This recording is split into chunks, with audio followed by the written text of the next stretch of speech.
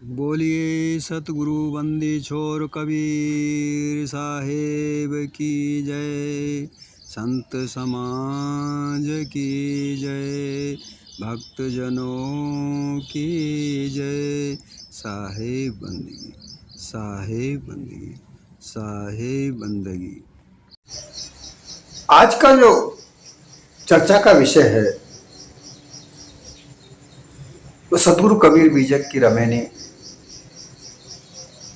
12 number की है। सतगुरु कबीर का जो विचार है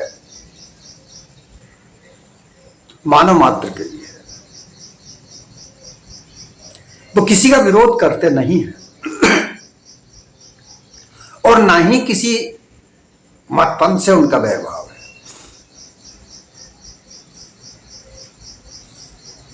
उन्होंने तो एक जांच करना सिखाया, परख करना सिखाया। ये जो भी धर्म है उनमें पाखंड, छल, कपट, धोखाधड़ी ये जो चल रहा है ये इसमें से निकाल दो। अब चाहे वो मुस्लिम धर्म हो, इस्लाम हो, फारसी हो, यहूदी हो, हिंदू हो, ब्राह्मण धर्म हो, कोई सा भी धर्म हो, जैन हो, लेकिन उसमें छल कपट पाखंड नहीं होना चाहिए। ये उनका विचार है। और जब तक धर्म में ही अगर छल कपट पाखंड का व्यवसाय चलता रहेगा तो फिर किसी का कल्याण नहीं हो सकता। वो तो एक व्यवसाय बनकर रह जाता है।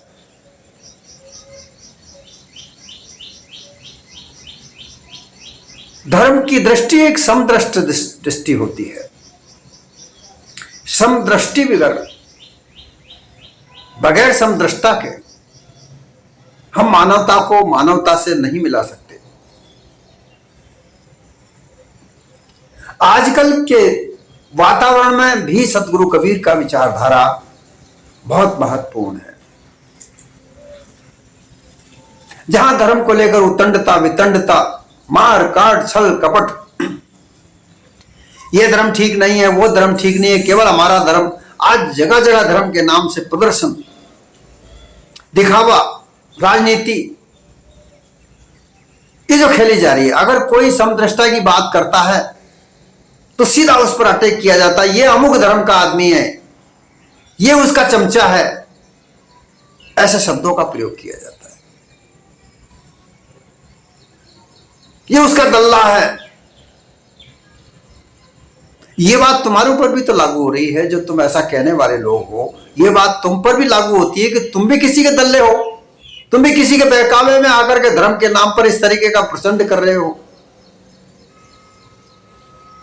तो ये धर्म की जो दृष्टि है वो समदृष्ट दृष्टि है। क्योंकि धर्म किसके लिए?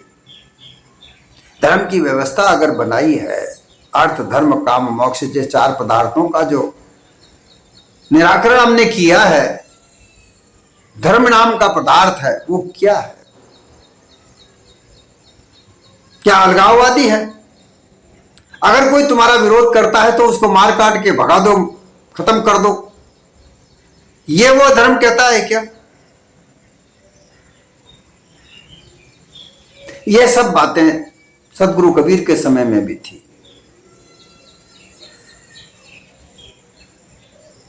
और ऐसी उतंडता, वितंडता, राजनीति, धर्म के नाम पर छल कपट पाखंड क्यों चलता है? क्योंकि ज्ञान का मार्ग नहीं है। वो अज्ञान के मार्ग को फैलाना चाहते हैं। अगर अज्ञान का मार्ग फैलेगा तो उन तथाकथित धर्म के ठेकेदारों का व्यवसाय चलेगा, जैसा कि चल रहा है। मुल्ला मौलवी पना चलाते हैं, ब्राह्मण ब्राह्मण पना चलाते हैं। ये दोनों लोग देश के लिए खतरनाक हैं, जो अपनी अपनी मर्जी के अनुसार देश में अपनी व्यवस्था बनाना चाहते हैं। अगर हम यूं कहें कि ये ब्राह्मणवाद सही है तो ये भी सही नहीं है। अगर हम यूं कहें कि भाई मुल्लावाद सही है तो वो भी सही नहीं है। जहां तक छल कपट पाखंड जहां तक है वो कोई भी सही नहीं। धर्म का कार्य समदृष्टा रहकर मानवता के लिए परोपकार कार्य करना होता है। मूर्ति पूजा, किसी मूर्ति की पूजा करना, दृश्य के आधार पर किसी का आधार मान लेना श्रद्धा का, यह प्रथम सोपान है। धर्म की अवधारणाएं तो उससे आगे बढ़ती हैं। आगे तो लोग बढ़ नहीं रहे, केवल मूर्ति पूजा को लेकर, किसी विशेष मूर्ति को लेकर बस अपना वितंडता उद्दंडता राजनीति चल रहे हैं, लोगों को गुमराह कर रहे हैं। वो ये हो या वो हो, कोई भी हो, गुमराह हो रहे हैं, गुमराह कर रहे हैं, और किसी न किसी के हाथों के कठमूल्य है। ऐसी अवस्था में उन धर्म के बड़े बड़े विद्वानों को समझना चाहिए, सोचना चाहिए कि जहां भी ऐसा कुछ होता है, चाहे वो उन्हीं का पक्ष हो, ऐसा नहीं होना देना चाहिए, पक्ष नहीं लेना चाहिए। और ये क्यों हो रहा है, ऐसा क्यों, ऐसी व्यवस्थाओं में क्यों अड़चनें आती हैं धर्म की व्यवस्था में, यही ऐसा, ये जो रमेनी है ये बात बताती है कि ऐसा क्यों हो रहा है। इसे ध्यान पूर्वक सुने। यहां कहा है, माटी को कोट पाषाण को ताला, सोई बन सोए रखवाला।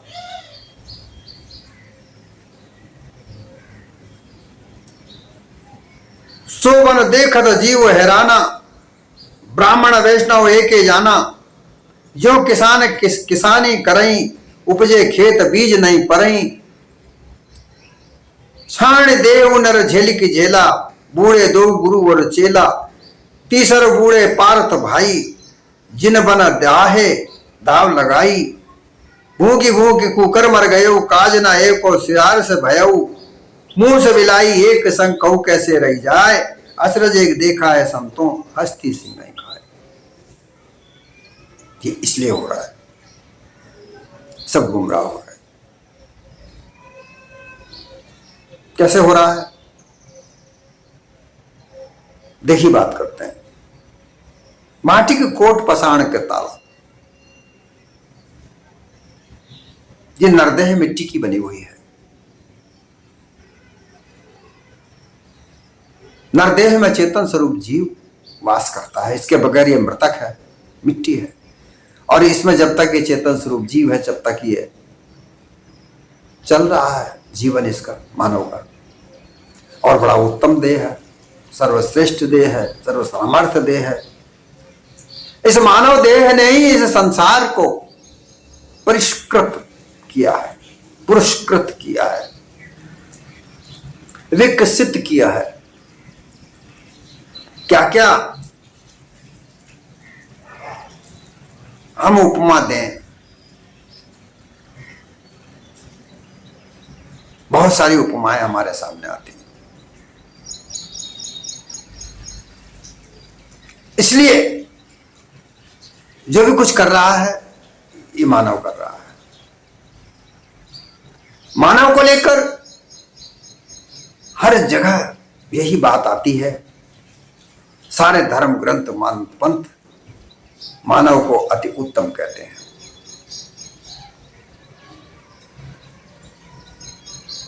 तो इस मानव देह को ही लेकर सारी बातें हैं। इस मानव देह ने ही संसार की रचना की है। ये वेद पुराण कुरान, ये शास्त्र सब मानव ने ही लिखे हैं। ये ईश्वर परमात्मा, ये सब मान्यताएं मानव ने ही बनाई है। तरह तरह के धर्मों की मान्यता ये मानव ने ही बनाई है।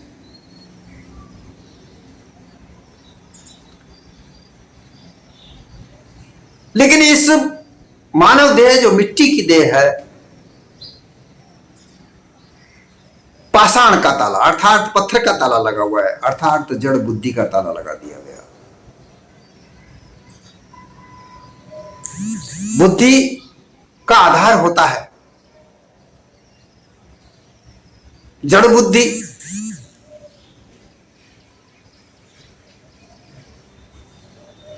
जो कर्म के आधार पर बनी हुई होती है, कर्म में लिप्त होती है, विषय वासनाओं में लिप्त होती है, वो उन्हीं का निर्णय करती है। मन अहंकार के चंगुल में फंसकर विषय वासनाओं में लगा होता है, भोगानंद में लगा रहता है। उस आनंद का आभास बुद्धि को प्राप्त होता है। वो उस भोग आनंद को ही अपना निर्णय बताती है कि हां आनंद आ रहा है। ये बुद्धि का निर्णय होता है। तो ये जड़ बुद्धि होती है। अज्ञान के आधार पर जो भास बने वो जड़त्व का होता है। क्योंकि जो संसार में हम देख रहे हैं, जो सब जड़ी तो है। ये मूर्ति, ये मंदिर, ये मस्जिद, ये गुरुद्वारा, ये पर्वत, ये नदी, ये पेड़ पौधे, ये कोई योगी बन रहा है, कोई ब्रह्मज्ञानी बन रहा है, कोई ईश्वरवादी बन रहा है, कोई कर्मकांडी बन रहा है, कोई ब्राह्मण बन रहा है, कोई वैश्य बन रहा है। ये क्या है? ये सब जड़ ही तो है। 5 तत्वों के बने पुतले, 5 तत्व का पुत्र और मानस धरिया नाम, एक कला के बिछड़े विकल हो तो सब ठाऊं, साहब ने कहा। तो केवल एक कला, वो क्या कला? ज्ञान कला, जांच करना, परख करना, ये कला। इसके बिछड़ने से ये जड़ बुद्धि हो गया है। अर्थात जो बुद्धि जड़ पदार्थों में लगी हुई है, जड़ को ही सत्य मान रही है, तो इस पर ये मिट्टी की देह पर पाषाण का ताला का तात्पर्य है कि जड़त्व को ही सच मानना, उसके आगे नहीं बढ़ना, मूर्ति पूजा करना, धर्म की मान्यताएं बनाना, उसको लोगों को मनवाना, जबरदस्ती मनवाना, डरा के धमका के मनवाना, नहीं माने तो मारकाट मचाना, ये जड़ बुद्धि का कार्य है। ज्ञान मार्ग नहीं है। अगर ज्ञान मार्ग आ जाता है तो ये सब ढकोसले एक तरफ हट जाते हैं। जो स्वतंत्रता की बात जहां होती है कि हर व्यक्ति को अपना विचार व्यक्त करने का, अपने आधार पर अपना रास्ता चुनने का अधिकार है, यहां समदृष्टा होती है। ज्ञान मार्ग विकार को दूर करता है, छल कपट पाखंड को दूर करता है।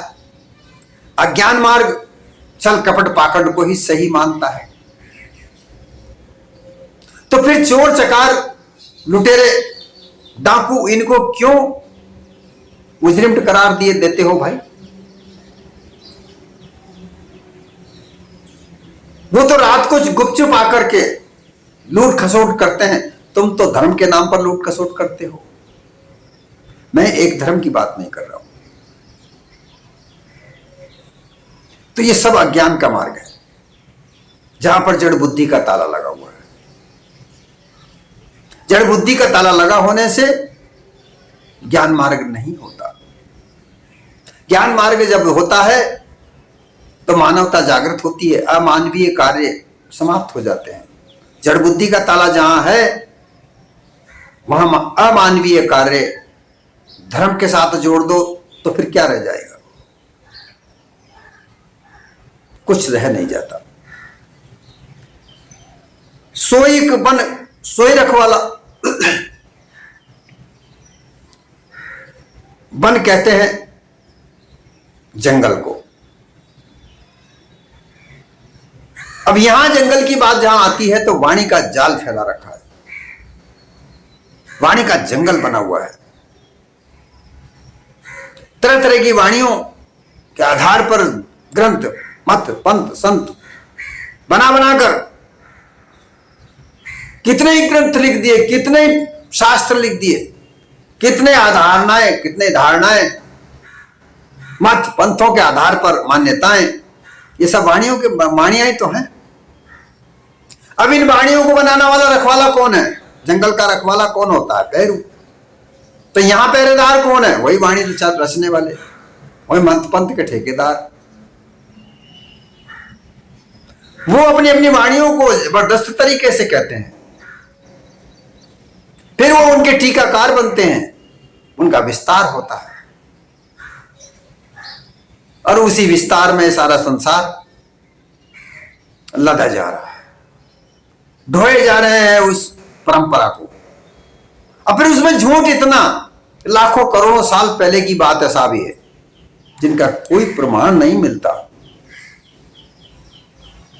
एक सिंगल प्रमाण नहीं मिलता कि लाखों करोड़ों साल पहले ये बातें लिखी गई थी या थी, और जो प्रमाणित हैं उसको नहीं मानते।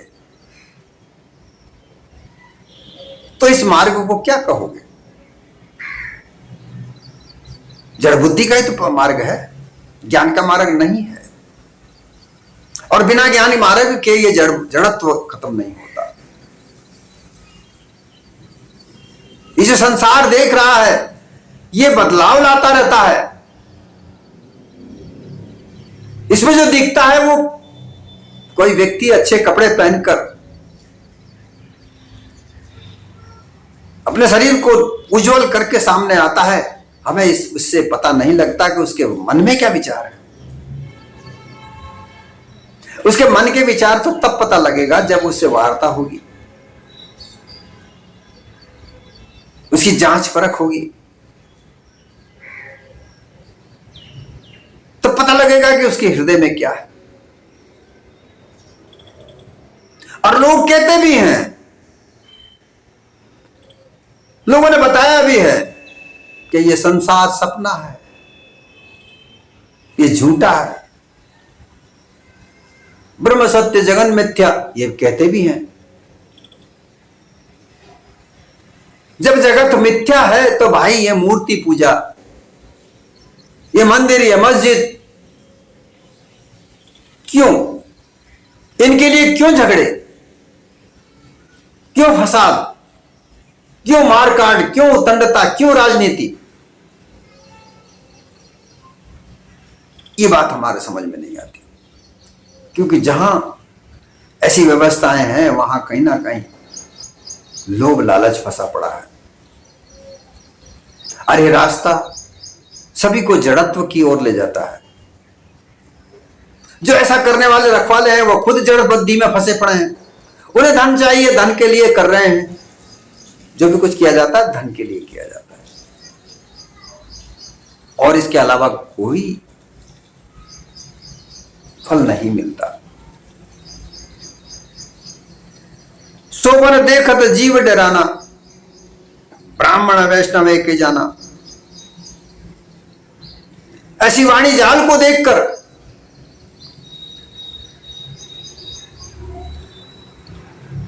भयानक रोचकता देखकर, क्योंकि भयानकता सिखाई जाती है, डर बताया जाता है कि ऐसा नहीं करोगे तो काल खा जाएगा, तुम्हें नरक भोगना पड़ेगा, ऐसा डर बताया जाता है। वाणियों का, वाणियों में कथाएं लिखी जाती हैं, तरह तरह की मान्यताओं के आधार पर कथा रच कर लोगों ने, वाणियां ही तो है। वाणियों का जाल एक ऐसा फंसा पड़ा है जो वह जंगल की तरह है। अब इन वाणियों को देखकर अल्पमति जो जड़ बुद्धि है वो देखकर घबरा जाता है, डरता है कि भाई क्या करें, हम तो मुश्किल में फंस गए, कोई रास्ता ही नजर नहीं आ रहा।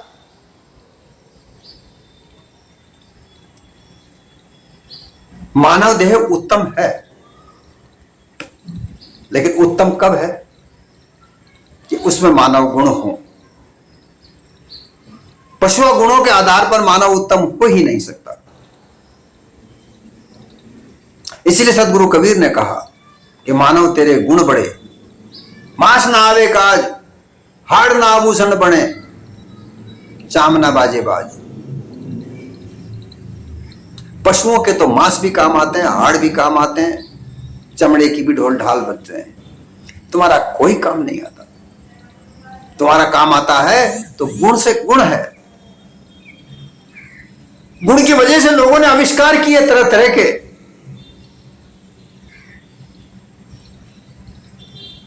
उस आविष्कार से इस देश का, विश्व का विकास हुआ। लेकिन धर्मांधता फैलाने वाले लोग, जड़ बुद्धि के लोग, जड़ बुद्धिता ही फैला रहे हैं। तरह तरह की रोचक वाणियां, भयानक वाणियों को रच रच कर लोगों को डरा रहे हैं, धमका रहे हैं,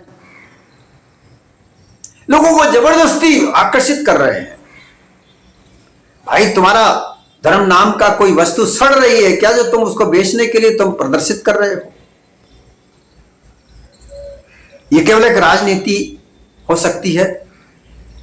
जो वस्तु पदार्थ है जिसे प्राप्त करने का अधिकार सब मात्र को है, उसके लिए प्रदर्शन करने की क्या आवश्यकता है? किसके लिए प्रदर्शन कर रहे हो? किसको दिखा रहे हो? ये सब जड़ बुद्धिता है। और ऐसे में जीव डरता है, अर्थात ये मानव डरता है। ब्राह्मण वैष्णव एक ही जाना। वैष्णव और ब्राह्मण, देखिए, ब्राह्मण एक जाति विशेष आ जाती है। और वैसे जाति विशेष थी भी नहीं, लेकिन बाद में ये जाति विशेष बन गई। ब्राह्मण वो है जो ब्रह्म को जाने, जो जाति पैदाइश नहीं हो सकती थी। शंकराचार्य ने यह मंत्र दिया, जन्मे न जायते शूद्रा, जन्मे न जायते ब्राह्मणा, विद्या विद्य ब्रह्म जानामि स ब्राह्मणा। तो ब्रह्म को जानने वाले ब्राह्मण होते हैं, वो जाति विशेष नहीं होती। लेकिन अब जाति विशेष हो गई। वैष्णव पंथ, राघवानंदाचार्य ने जो वैष्णव पंथ की स्थापना की 1100 ईस्वी के बाद, वो वैष्णव तो सदगुरु कबीर के समय वैष्णव थे, ब्राह्मण भी थे, पुरोहित भी थे। इन्होंने अपने अपने मत पंथ बना बना करके, तरह तरह की उपासना कर्मकांड बना बना करके लोगों को अपने तरफ डरा डरा कर, धमका धमका कर अपनी ओर आकर्षित किया, कर्मकांड में उलझाया।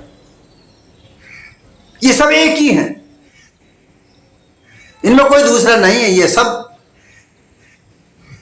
लोगों को आकर्षित करके अपने व्यवसाय को चलाने के लिए तैयार हुए। बुद्धि वहीं जड़ की जड़ रही, ज्ञान मार्ग नहीं। अगर ज्ञान मार्ग है तो कर्मकांड, उपासना, ये वाणियों का जाल वो त्याग देंगे, क्योंकि ज्ञान मार्ग जांच परख का है, सत्य असत्य निर्णय का है। जो किसानी करई उपजे, खेत बीज नहीं पड़े।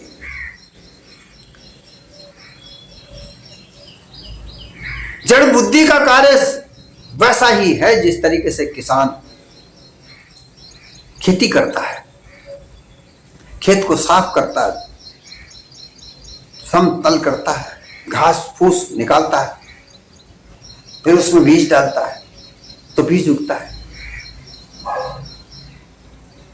लेकिन अगर किसान इतनी मेहनत करे और उसमें बीज न डाले तो फिर क्या उगेगा? उसकी खेती तो उगेगी नहीं। बिना बीज कोई चीज पैदा नहीं होती।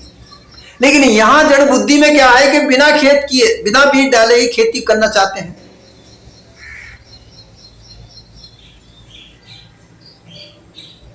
मुक्ति नाम का बीज तो उगता नहीं है, मोक्ष नाम का फल तो मिलता नहीं है, लेकिन उसमें कर्मकांड, उपासना, दुनिया भर के उन चीजों में अपना धन अवश्य खर्च करते हैं। अपनी बुद्धि का मूल अगर अवश्य खोदते हैं। जो जेब का धन है, जो बड़ी मुश्किल से कमाते हैं, वो अवश्य वहां खर्च करते हैं, लेकिन उसका प्रतिफल कुछ नहीं मिलता।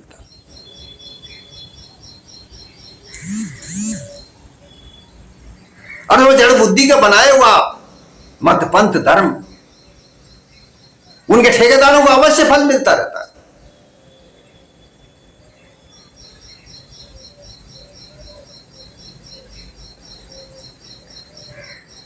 फिर साहब कह रहे हैं वहां किसी प्रकार का मानव को शांति नहीं है,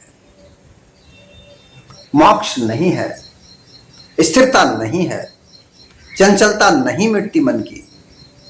भागा भागा फिरता है, आज वहां तीर्थ में, आज उस मूर्ति के आगे नाक रगड़ता है, आज उस मूर्ति के आगे नाक रगड़ता है, ऊंचे ऊंचे पर्वतों पर चढ़ के जाता है, बस की बस नीचे गिर जाती है, खाई में लोग हजारों की तादाद में मर जाते हैं, धर्मांधता फैलती है, फल कुछ नहीं मिलता। मानव जीवन ऐसे ही धोखे में चला जाता है, क्योंकि अज्ञान का मार्ग है, जड़ बुद्धि का मार्ग है। बुद्धि आगे जड़ से बढ़ती ही नहीं, जड़ अध्यास हृदय में जमा हुआ होता रहता है। ऐसी स्थिति में कहां मोक्ष फल प्राप्त हो? धर्म ही सही तरीके से नहीं काम करेगा, धर्म का नाम ही नहीं सही तरीके से मिलेगा, तो मोक्ष तो बहुत दूर की बात है।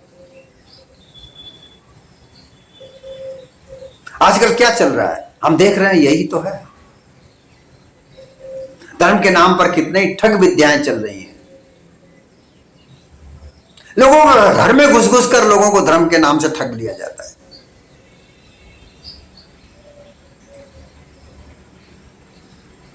ये बढ़ावा जड़ बुद्धि का है। जड़त्व में फंसे पड़े हैं,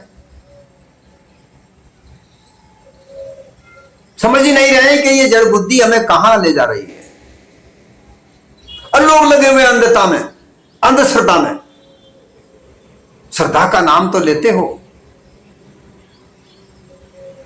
ये अंधश्रद्धा है ये नहीं समझ में आता।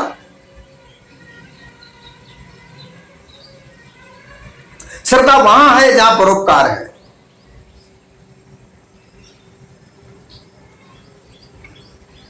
किसी भूखे को भोजन खिला दो, वो हृदय से तुम्हें दुआ देगा। प्यासे को पानी पिला दो, तुम्हारे लिए अच्छे शब्द कहेगा। ये तो तुमसे हो नहीं रहा। मंदिर के आगे हजारों लोग भूखे बैठे रहते हैं, उनको भोजन नहीं करा सकते। मंदिर में घुसते हैं, वहां हजारों हजार रुपए का चढ़ावा चढ़ाते हो, कलेवा बनाकर मूर्ति के थोड़ा सा लगाते हो और फेंक देते हो। ऐसी धर्मांधता, ये परोपकार कार्य नहीं है, ये स्वार्थी कार्य है। क्योंकि मंदिर में जाते हैं अपने स्वार्थ के लिए, मस्जिद में जाते हैं अपने स्वार्थ के लिए, चढ़ावा चढ़ाते हैं अपने स्वार्थ के लिए, प्रार्थना करते हैं अपने स्वार्थ के लिए। परोपकार कार्य तो यहां से अलग है।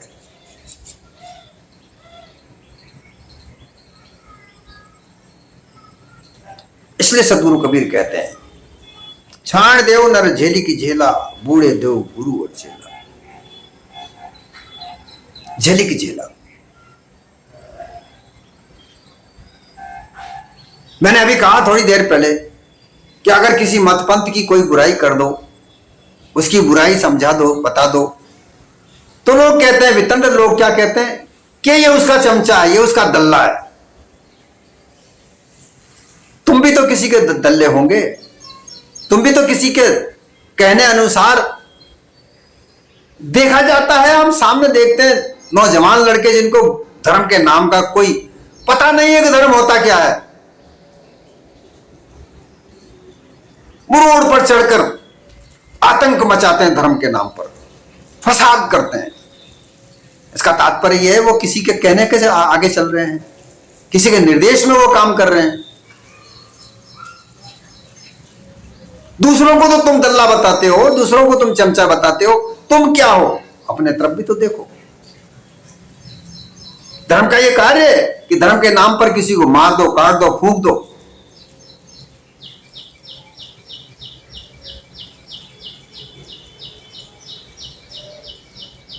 तो ये झेले की झेला किसी के कहे अनुसार, किसी के उकसावे में आकर ये धर्म के नाम पर उतंड वितंड झगड़ा फसाद, सांप्रदायिक झगड़े ये करना बंद कर दो। धर्म को समझो, जानो धर्म क्या है। धर्म एक दया है। दया धर्म का मूल है, पाप मूल अभिमान। तुम अभिमान करते हो कि हमारा धर्म ऐसा है। मैं एक ही बात नहीं कर रहा, हर धर्म अवलंबी लोग अपने अपने धर्म के लिए अभिमान करते हैं कि हमारा धर्म सर्वश्रेष्ठ है। तो ये तो पाप का जनक है। सर्वधर्म संप्रदाय, समभाव, समदृष्टापना, अपने अपने धर्म की अपनी अपनी अलग अलग महत्वपूर्णता है। अगर उसमें छल कपट पाखंड है तो उसको सबसे पहले अपने धर्म से निकालो। वार्ता करो, चर्चा करो कि तुम्हारे धर्म में ये बुराइयां हैं, इनको निकालो। लेकिन ज्ञान मार्ग तो है ही नहीं ना। ये कब होगा? जब ज्ञान मार्ग मिलेगा। ज्ञान मार्ग तो है ही नहीं जो ये बात समझ में आए। बुद्धि का ताला लगा रखा है पत्थर का, बुद्धि को कार्य नहीं करने देते।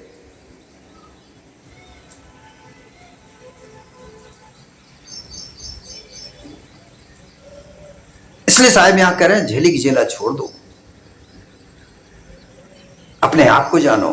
जब तक तुम अपने आप को नहीं जानोगे, तुम दूसरे के बहकावे में आओगे, बहकावा करके तुम्हारे जीवन को बर्बाद करोगे और तुम्हें कुछ मिलने वाला नहीं है।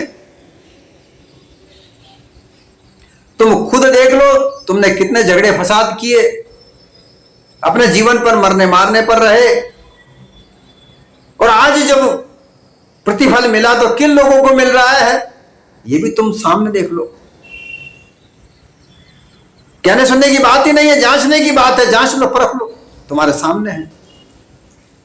फिर भी तुम अगर नहीं मानते तो अपने आप को सोचो, समझो कि क्या ये तुम कार्य किसी के दूसरे के निर्देश में आकर कर रहे हो, क्या यह मानवता के लिए हानिकारक नहीं है?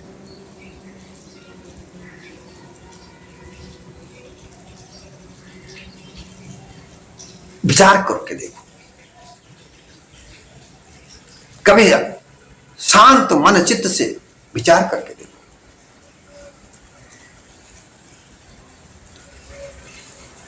बूढ़े दो गुरु और चेला। झेलिक झेला का तात्पर्य है कोई ने कही, किसी ने मानकर उस कार्य को कर दिया। अब इसमें एक गुरु है रे, वो चेला होता है। गुरु निर्देश देता है, चेला उस निर्देश का पालन करके वो कार्य करता है। ऐसी स्थिति में जो झेलिक झेला वाली स्थिति है, जो धर्म के नाम पर अंधता फैलाते हैं, जड़ बुद्धि रखते हैं, बुद्धि पर पत्थर का ताला बनाए रखते हैं, तो वो गुरु और चेला दोनों ही बूढ़ते हैं, डूबते हैं, उन्हें कोई किनारा नहीं मिलता। और ऐसा होता आया है, देखते आ रहे हो, तुमको सबको पता है। जिसने जैसा किया वैसा फल प्राप्त हुआ है। सदगुरु कबीर के समय में भी ऐसा था, वहां भी उन्होंने वैसे ही पहचाना था, समझा था, जाना था, समझाया था लोगों को। आज भी वह स्थिति भयंकर बनी हुई है, और उन सदगुरु कबीर का जो ज्ञान है, विचार है, उसको समझने की आवश्यकता है, जानने की आवश्यकता है।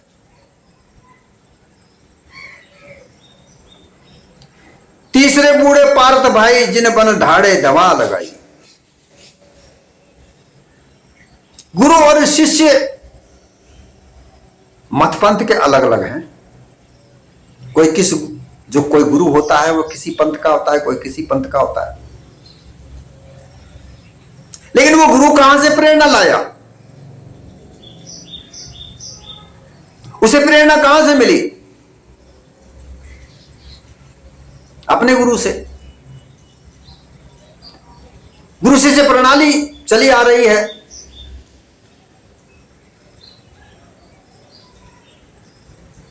भारत में एक पंथ था जिसे धम्म कहा जाता था, मार्ग कहा जाता था, वही सनातन धर्म था।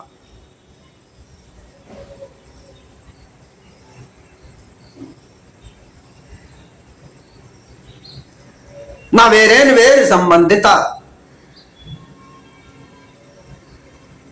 वैर से कभी वैर नहीं जीता जा सकता।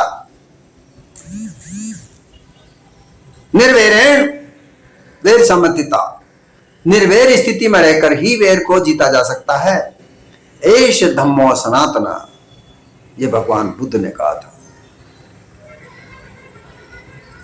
कि जहां वैर की भावना न रहे, निर्वैर होकर रहे, सर्वद्रष्टा होकर रहे, ये नीति सनातन नीति है। लेकिन लोग आज उस अर्थ को पता नहीं कहां कहां लगाकर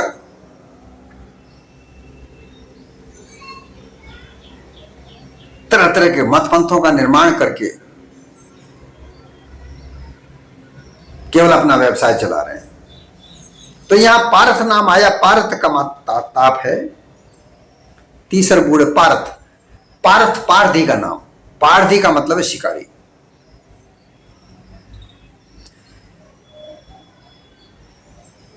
तो मानव समाज को शिकार बना करके उनको अपने अपने जाल में फंसाने वाले लोग,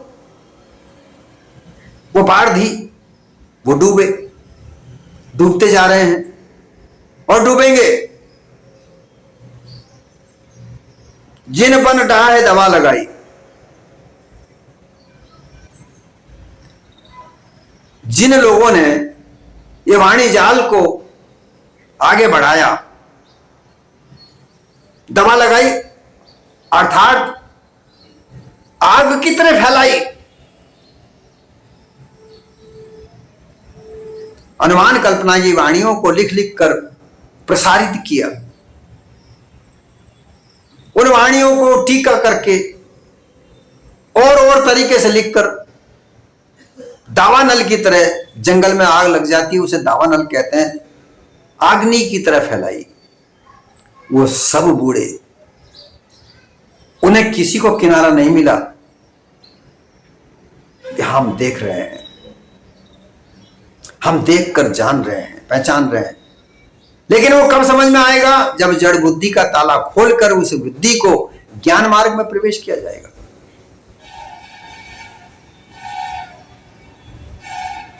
तब बुद्धि को सही रास्ता मिलेगा। भ्रमित बुद्धि भ्रम को ही निर्णय देगी।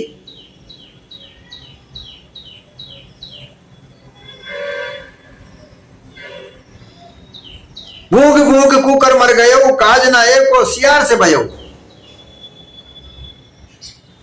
तरह तरह की वाणियों को रट रट कर गाने बजाने वाले चिल्ला चिल्ला करके कह गए, जिस तरीके से कुत्ते भौंकते हैं इस तरीके से खूब भौंके जा रहे हैं, आज भी भौंक रहे हैं।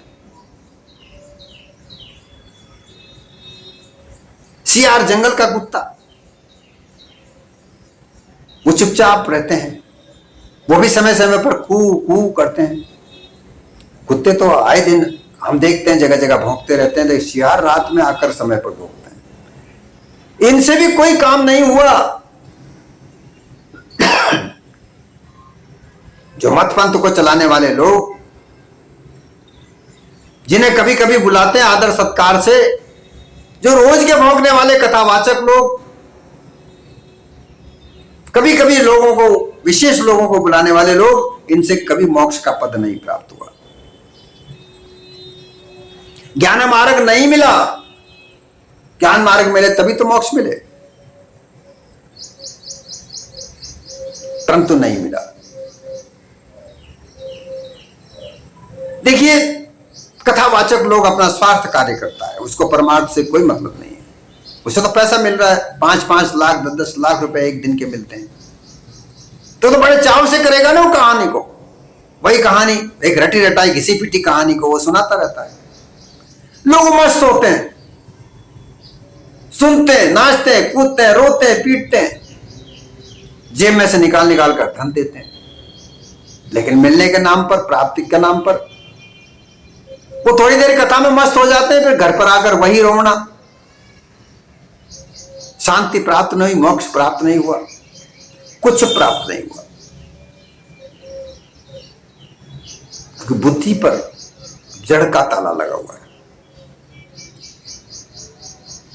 पत्थर का ताला। बुद्धि ज्ञान मार्ग में नहीं है, और उस कथा को ज्ञान अगर कहते हैं तो सबसे बड़ी भूल है। ज्ञान कथावाचक ज्ञान नहीं है। उधर की जानकारी है, एक ऐसा राजा था, उस राजा ने ये किया, उसका साथ ऐसा हुआ और वैसा हुआ, ये कहानियां सुनाते रहते हैं। उन कहानियों से किसी का कोई भला नहीं। मुंह से बिलाई एक के संग कहू कैसे रह जाए। चूहा और बिल्ली एक समान एक जगह पर नहीं रह सकते। बिल्ली का तो चूहा भोजन होता है, चूहे की दुश्मन बिल्ली होती है। ज्ञान और अज्ञान एक जगह कैसे रह सकता है?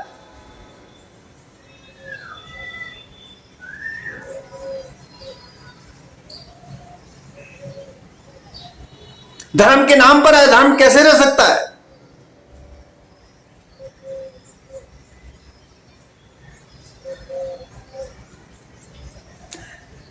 स्वार्थ और परोपकार दोनों एक जगह कैसे रह सकते हैं?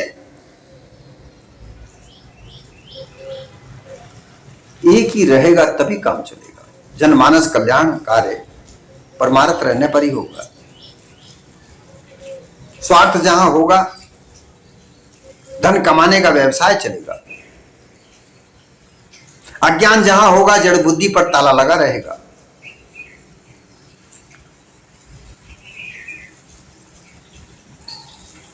सदगुरु कहते हैं कि अचरज एक देखा भाई, हस्ती सिंह नहीं खाए। और इस जड़ बुद्धि का ताला लगा हुआ और देख करके एक अचरज हमारे सामने आता है।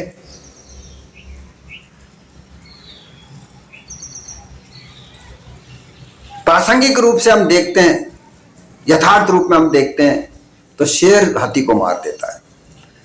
लेकिन साहब यहां पर कह रहे हैं कि सिंह जो है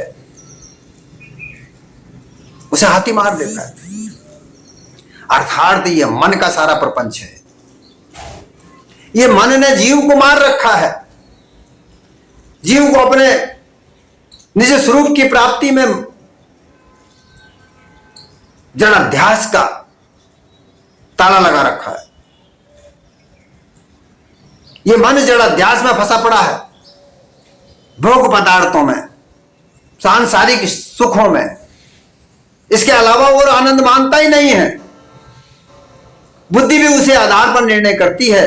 चित्त में वही भास पहुंचता है और वही जड़ अध्यास चेतन स्वरूप जीव को मानने पर मजबूर करता है। मैं कुछ नहीं हूं भाई, मैं मर जाऊंगा, मेरे ऊपर कोई कर्ता ईश्वर है, वह मेरा पालन पोषण कर रहा है। यह सब मन का बनाया हुआ भास उस शेर रूपी जीव को मार देता है। तो ज्ञान का मार्ग जब तक नहीं है तब तक जड़ बुद्धि का ताला नहीं खुल सकता। और ये जितनी राजनीति धर्म के नाम पर, कर्म के नाम पर हो रही है, ये मिटने की नहीं है।